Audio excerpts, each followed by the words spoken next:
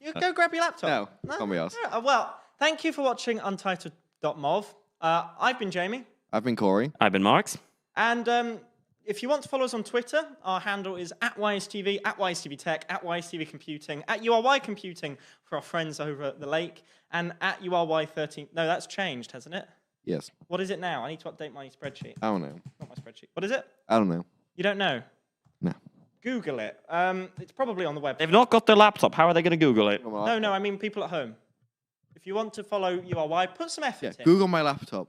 Anyway, what have we got coming up in the future? Well, we've got YSTV Live next week. Any plans? Do we know what's happening? Have you got another episode of I think so. Yeah. radio on the TV? Is that the right way around?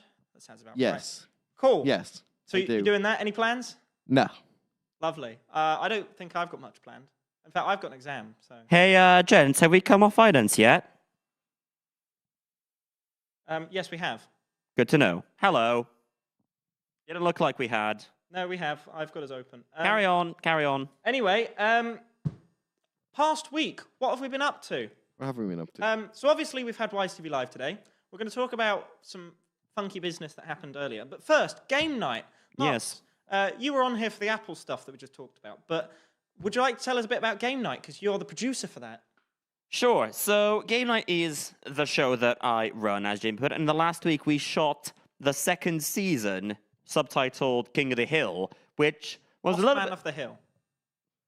We'll get on to that. Yep. Which was a little bit of a format shift in that rather than having it be a live or possibly not live thing that we do in the studio, we do it as a very much not live thing in one go and then give me an absolute nightmare in the edit because I checked it earlier. Right, I'm going to try something. Any chance of getting my laptop's NDI up? Well, we'll give him some time to connect your laptop to Yes, the eye. because I've got the edit timeline up for the first episode that aired earlier today. It's quite something. Yep. We'll just wait for a thumbs up from the studio, see if they've got NDI. Oh, we're getting a maybe. Yes! Look behind you, Marks. Brilliant. Yes. This is the edit timeline. Let me just clear 16 by 10. the edit timeline for the game now that aired earlier today. It's Corey.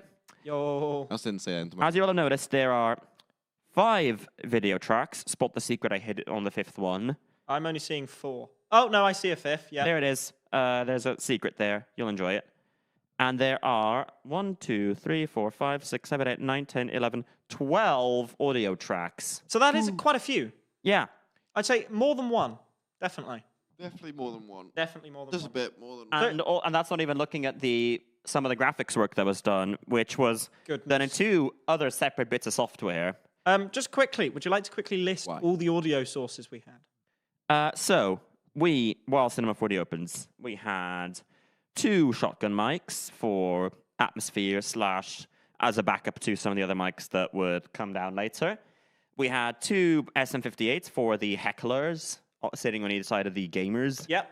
We had my wireless mic, which I used for my announcement at the start of each match, and that's about it. And we had 2 wireless lavaliers for the people who are currently playing the game. Then we had the game itself. And additionally, in the edit, you will see, I feel like a weatherman. Oh, go away, Maxon. You will see 2 music tracks and a voiceover track for Beth Marsh's lovely voiceover that was recorded roughly when the episode was supposed to be airing, give or take, because... Yeah, you came screaming in, as you showed in your show and tell. But just quickly, what was the Cinema 4D stuff? I'll show you. Because I saw a bit of this while you were editing. I'll show you. So, at the start of each game, I had a little graphic highlighting the game and who is on it. I'll try and play this, though. The quality might be a little bit choppy because it is coming over NDI. Go away. That graphic, that was rendered in a 3D animation piece of software called Cinema 4D, which is sort of industry standard for this type of stuff. It's actually That's not 3D, that's 4D. Ooh. I'll give you some fun facts. What's the fourth D? Yes, this animation features about 70,000 cubes. Very cube. and these little graphics, which I had a bit of a mare I recognise those. getting the texturing working right. Who's that? And then some Oh, other come stuff. on. I'm wearing the same hoodie. I'm not wearing. I own it. I own other clothes, I swear. Although I was about to say I'm not wearing the same shirt, but if you look at that picture, actually, the way Stamp clothes. the overlay you've put on it does make it look a bit like this one, which is rather amusing. That overlay was also done in Adobe After Effects. That's 3 different pieces of software needed to put this one graphic into the edit. Very nice. Also, we had a Black Magic moment. Would you like to tell us about it? Which one? The one I'm thinking of? A10 one. Yes. So we recorded. So we had the PC running the games, and later, as you may or may not see, the Nintendo Switch running the games, running through a little Blackmagic A10 Mini. You know, Very decent bit of kit. We've shown it before on this show, I believe. We have, and it's great. It did its job very, very well, except for the part where it didn't. Yeah.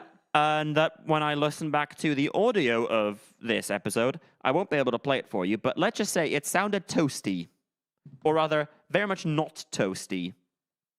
Yes. It was very choppy. Yes, as in half the time the game music just was not there. Yeah, it's very unideal. I mean, my suggestion was to completely recreate the Mario Kart game. Spoilers. What I might do is I'll just get out there enough sound effects they can tell what's going on, and then smother the rest in music. That's probably the best. It's what I did for this edit. Well, if it works, it works. That's the Blackmagic moment. We'll come on to another Fine. Blackmagic moment later. Yes. Sorry, we came on to one earlier in the show. Yes. But why is TV Live today? Yes. Anything special happen? So aside from the general chaos of getting this edit in, Yeah. which I showed you in my show and tell earlier, we also had... So, we had a special guest on Everything's Fine We earlier. did indeed. In the form of the Right Honourable Keir Starmer MP. As you saw in our VT. Yes. And we, as you saw in the VT, we had a few troubles getting him to be the right way round. We did. So let's quickly just discuss what we saw in that VT. Cameron, explain what's happening. So, we're about to start Everything's Fine. It's we fine. have a stupid 2-second gag that I came up with on Wednesday where we show Keir Starmer saying everything's fine. Mark, This what's is the video. Adobe log? It looks completely normal. Can a film and TV student please log in? I can't bother to get up the Adobe login. And then when we play it in VMix, Have you got the Adobe log? it's Oh, vertical, you it's need to- rotated by 90 right. degrees. Yeah. Jamie has been messing around with FFmpeg and he keeps getting, like, flipping it around and mirroring it, but he can't just rotate it to be a normal video. It's been, like, backwards, as if you were viewing it from, like, Oh, you're a Mac projector Oh, for you the use last it. 5 minutes. It's very funny. We've been trying to we've been trying to rotate a video by 90 degrees. No, not rotate by 90 and mirror. For some reason, know what the issue VMix is. does not have a mirror. So, Oh. the video is the right way around, but it's got an attribute telling, or rather, it's the wrong way around, but there's an attribute telling video players to rotate it to be the right way around, which VMix is ignoring. So, We'll shout when we've rotated Keir Starmer correctly. So Way into the show. We Yeah. can just go and it It's at the end of the show. it's been like at least 15 minutes we've been trying to rotate this video file. Got it. Mark's got it. I nearly called you Keir, that's how much this has broken me. Oh, I need to make a new. I'm putting it on the Google Drive. Holy shit. I need to make. So as you will see shortly in that VT, we had a few issues getting Keir to be the right way around. How did we solve it in the end? It is a solvable problem. Black Magic to the rescue, surprisingly. Yes. You know what I did to get Keir to be the right way around? I imported the video into DaVinci Resolve. I placed it in a sequence. I exported that sequence. I tried the same thing in Premiere. It said no. You didn't even get halfway through, boss. Yeah, no. Premiere moment. I had to log into Adobe moment. See, the problem is Jamie knew he could solve the problem using FFmpeg, but he didn't know how. Well, no, I did. That's the thing. I tried, you know, the transpose option, -VF transpose. I set that to 0. I set that to 1. I set that to 2. I set that to 3. The only options I got were portrait, portrait flipped, portrait again, or portrait flipped again. Were you doing the flip option instead of the rotate?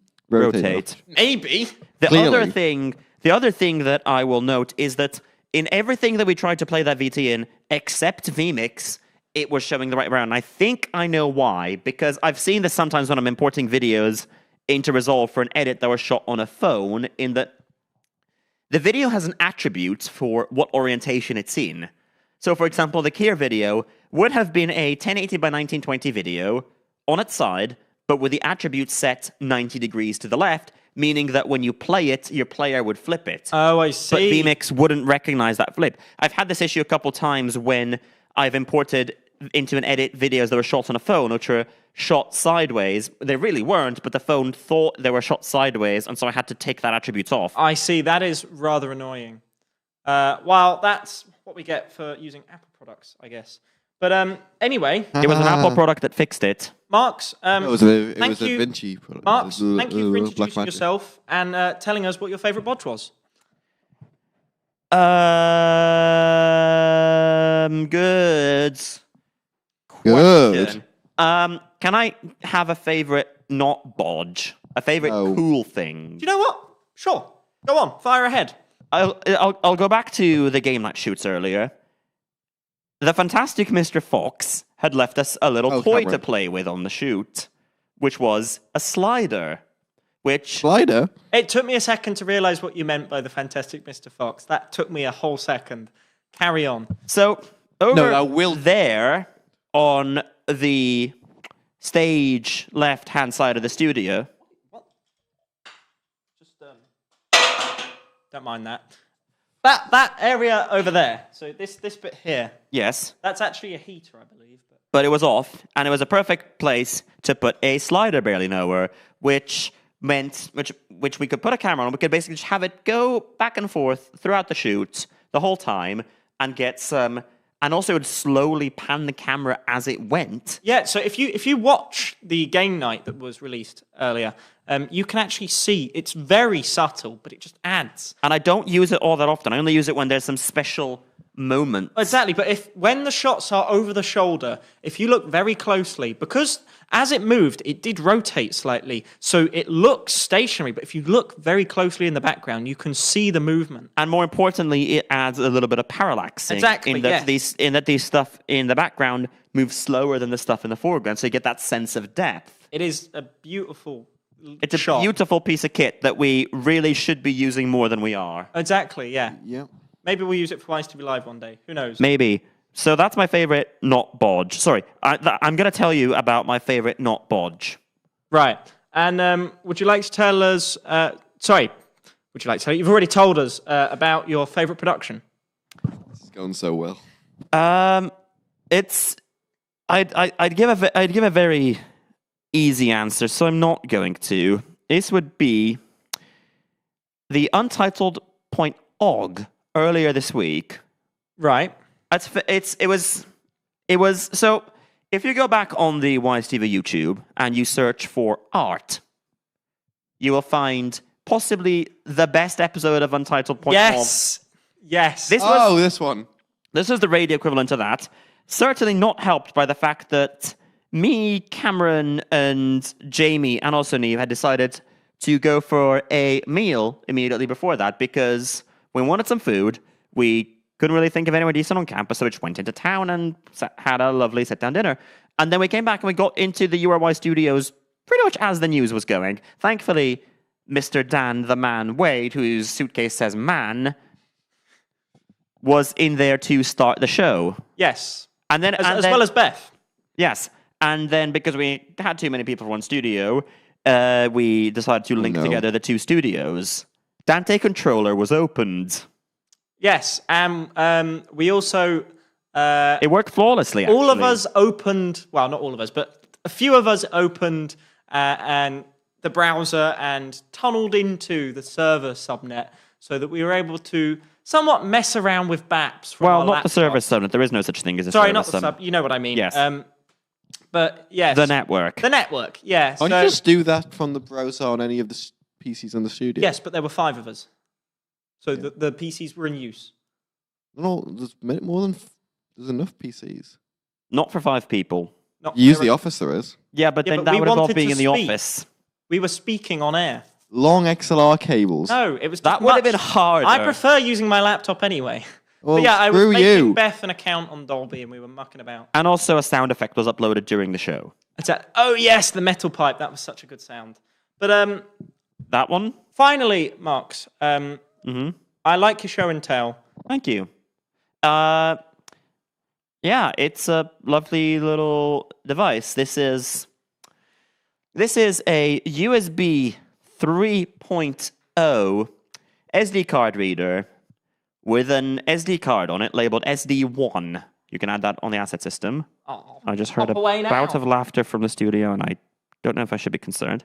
Bum, bum, bum, bum, ba-da-da, ba-da. And this is notable because this is A, the SD card containing the voiceover recordings for Game Night, Yeah. and B, containing the final render of Game Night that it was actually played out on air.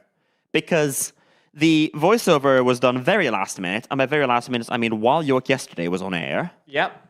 And then I, as quickly as I could, edited it in, did the render, pretty much ran downstairs while the render was still going, Yep.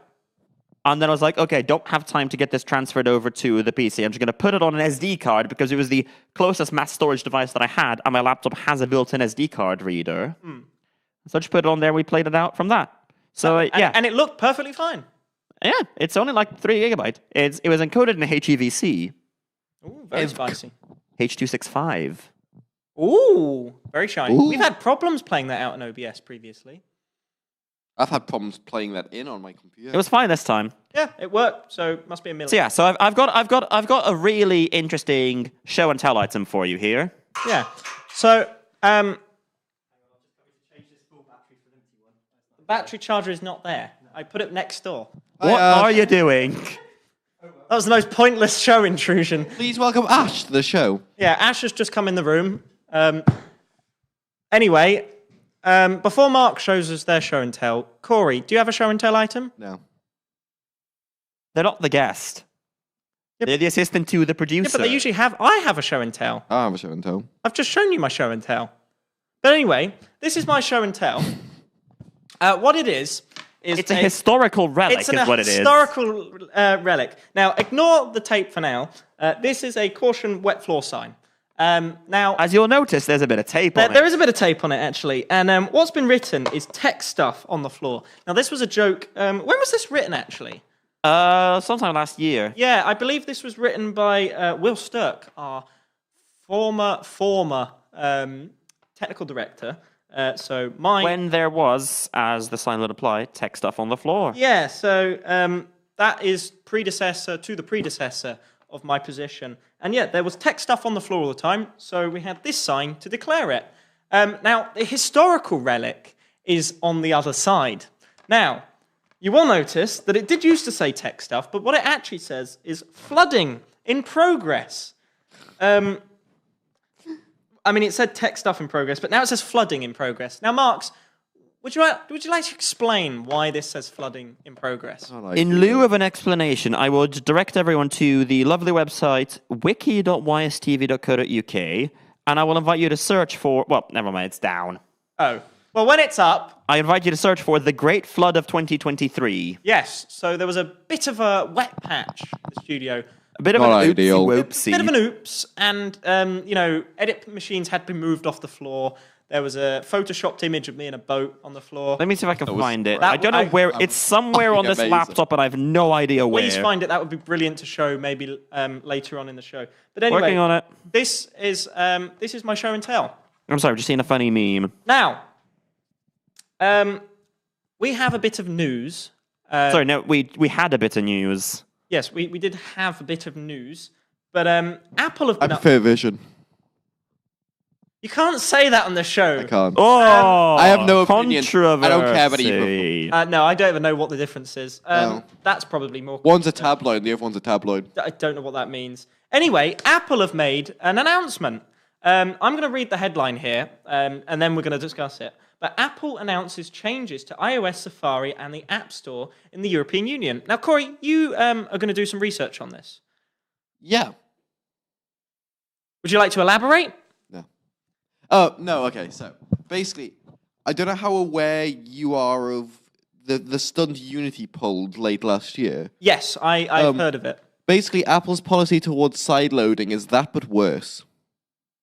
They looked at that and went, "Ooh, we'll have ourselves some of that." So, John, to remind everyone for the audience what the Unity stunt. Yeah, I don't actually remember this. Unity wanted to charge a per install fee to anyone using the Unity engine for their games. Oh, that stunt. Yes. Yeah, That joke. Yes. and as much as what I can have read, someone who knows more about the Apple situation can correct me, but I think it's any app you offer side-loaded on the Apple App Store, you need to pay. Anytime a user installs it onto an iPhone, I'll have to double check this because the wording is a bit vague and confusing. it's so I wanna vague and make sure we get confusing, it and right. I might be vague and confused. But somebody somewhere are being charged about 50 pence or 50 cents per install, even on free apps. Yeah, so...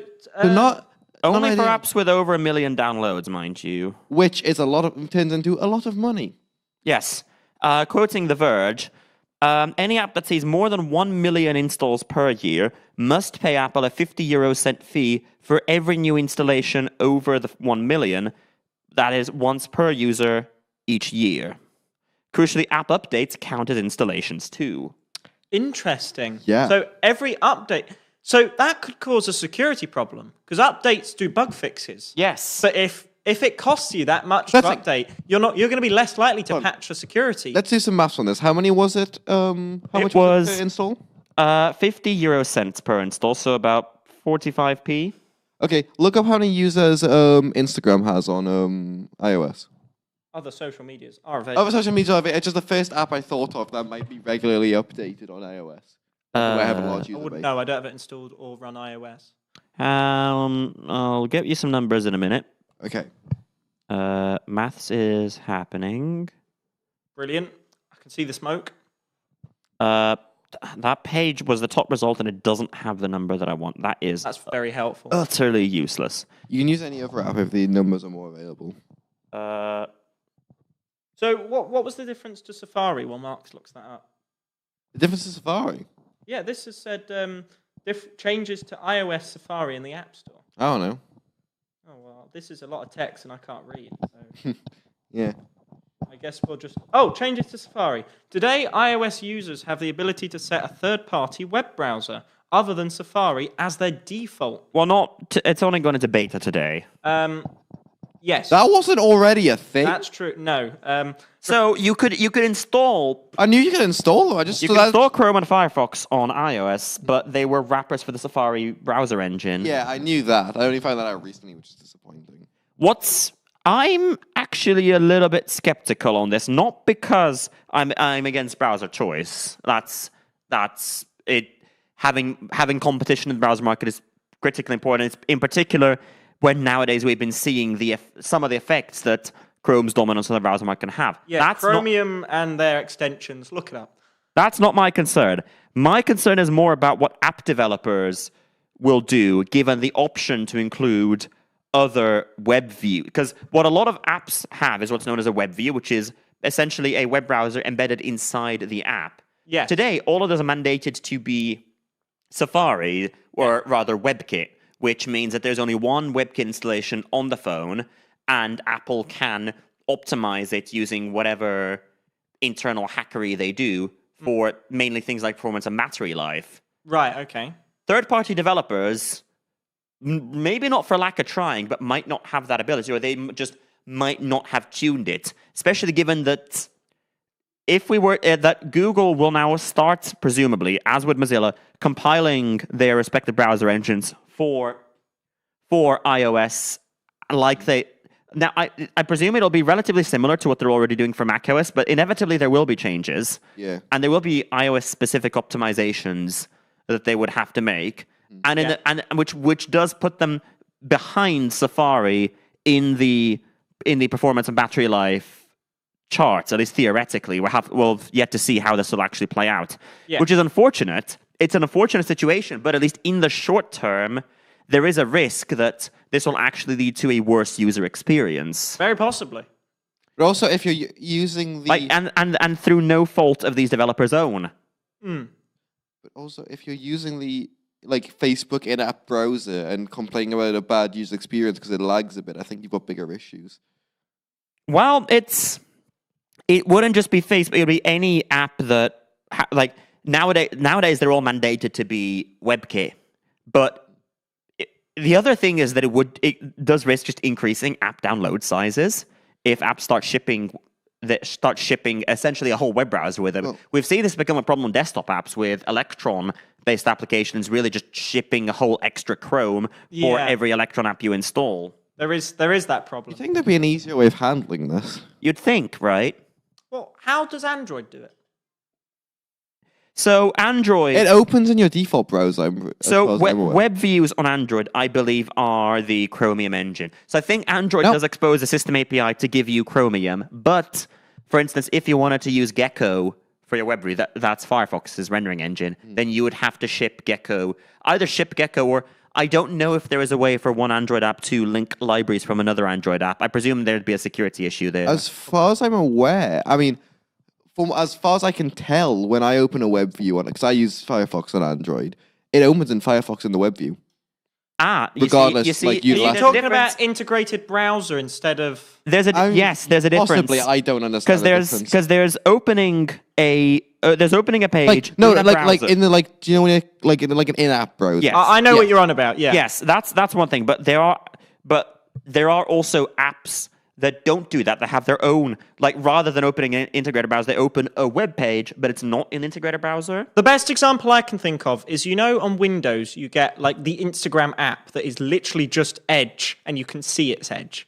No. No? Okay, that's about okay. You're assuming I A use Windows, B use but- Edge, and C use Instagram on yeah, Windows in Edge. You have to use it on Edge. But yeah, it's basically the difference between that and an Electron app. Almost. It's a difference between opening up a browser, like you could clearly see you have a browser navigation bar, the back Yeah. and forward buttons, and just a shell that a web page renders into.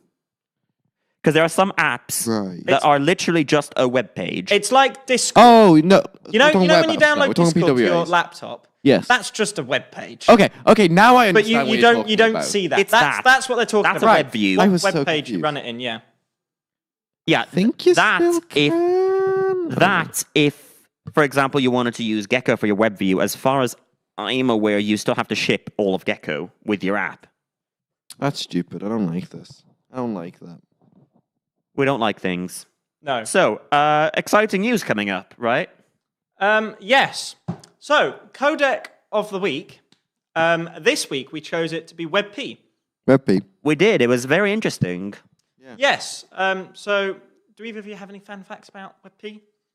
It's a lot of people deride WebP because they download an image from the internet and are like, oh, it's WebP, nothing can open it. Yeah, I That's- mean- that's the reputation that it's got, isn't I mean, it? I have quite a lot of experience with this because I obviously manage YSTV's asset system and I add pictures to our asset system so people can visualize what they're adding to their project.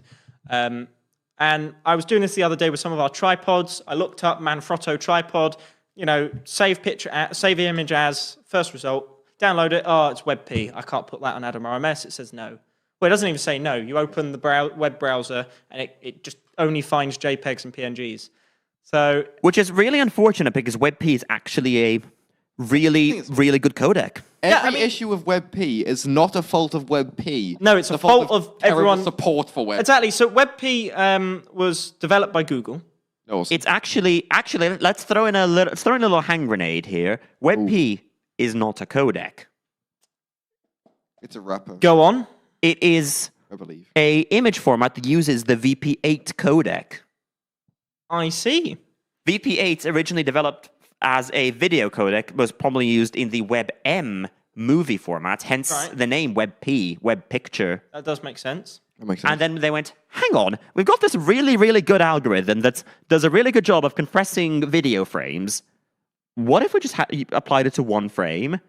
And it turns out it works pretty well. You see something very similar in the so-called AVIF image format, which I believe uses the AV1 video codec. For For images. For images. I mean, It's the same thing with WebP and VP8. I mean, a video is just a load of images, so it makes sense. And given that we have some codecs that are really, really good at compressing a load of images, what if we just compressed one image? And it turns out, even though a lot of the compression gains from video compression are actually from temporal compression. In other words, how like if you look at if you look at this right here behind me, if it's not going to change all that much over the next frames.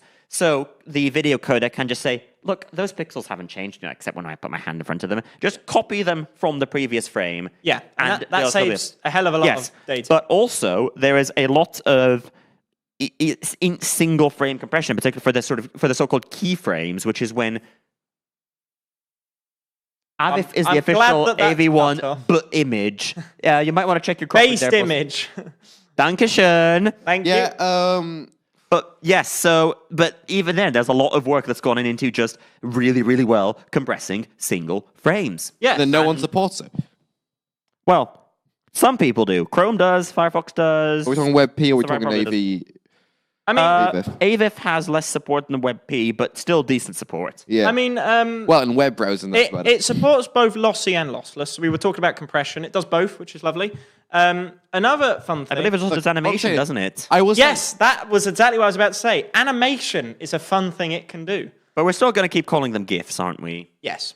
Yeah, WebP. Thanks, Internet. What I'll say Internet about if an image file format is supported on is, if I have to download this file, then open GIMP in between downloading this file and uploading it somewhere else, it's not well supported. The problem is, a lot of software assumes that an image will be either a JPEG, a GIF, or a PNG. Well, that's bad software. Do you know what this does Fix about browser. better than JPEG?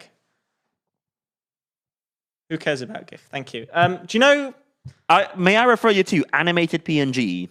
May I refer you to GIF, but used for what GIF is APNG? actually intended May I for? refer you to a little image file format? There's a little bit of tangent that I've had quite a few dealings with, also in the context of game night. So we shot a few little bits in front of a green screen, as you may have seen. Oh, yes, I know what you're on about. And we shot, no, not that one, and we chose to shoot them in RAW because, we're going to be shooting in front of a green screen. It's where color matters, and I wanted the freedom of just, playing with a little bit of color. So, like, if I didn't quite get the lighting right, I could bring it up a bit. So we shot them with our lovely Blackmagic Ursa Mini 4K camera in RAW. Incorrect. And though I did also use that guessing at home. I did also use that quite a bit in game. A lot of the animations were just a sequence of PNGs. And friends, what format do we think Blackmagic RAW records in? Well, I know I'll give the you a hint. answer. It's a folder full of files. Yeah, I know the answer. is it DNG? Correct. Dong! A digital negative, a B-RAW video is just a folder full of DNG images, one per frame, plus a WAV file for audio. Fascinating. As I like to call them, .dong files. That is not what they're called. The other thing that makes this better than a JPEG is the fact it has alpha transparency as well.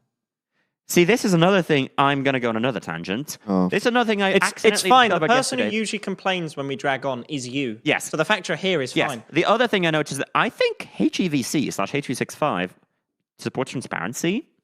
I'll have to check that. Oh! Can the people next door please check whether HEVC supports transparency? Google it. All I know is... Because H264 doesn't, and it's annoying. I had to install... I remember the most recent time I actually thought about the difference between 264 and 265 was when I first installed Linux, used Firefox, I had to install an extension that translated all 265 to 264 because it just wouldn't play audio with H265 videos If on Firefox. HEVC H265 must be used, transparency can be included by pairing up an RGB file with What? MAT file. That sounds like a nonsense. That's from Adobe. Oh, so it is a nonsense. So it's nonsense. Yes.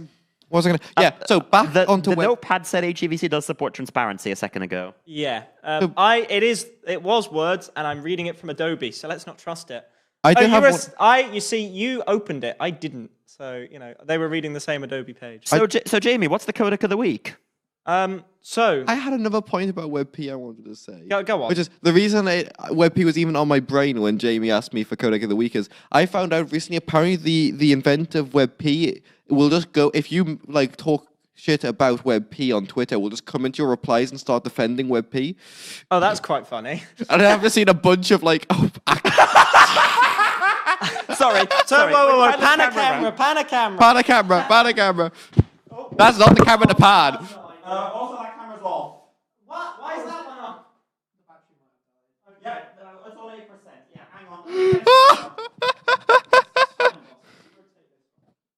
a camera. Guys, don't do that. It's locked off.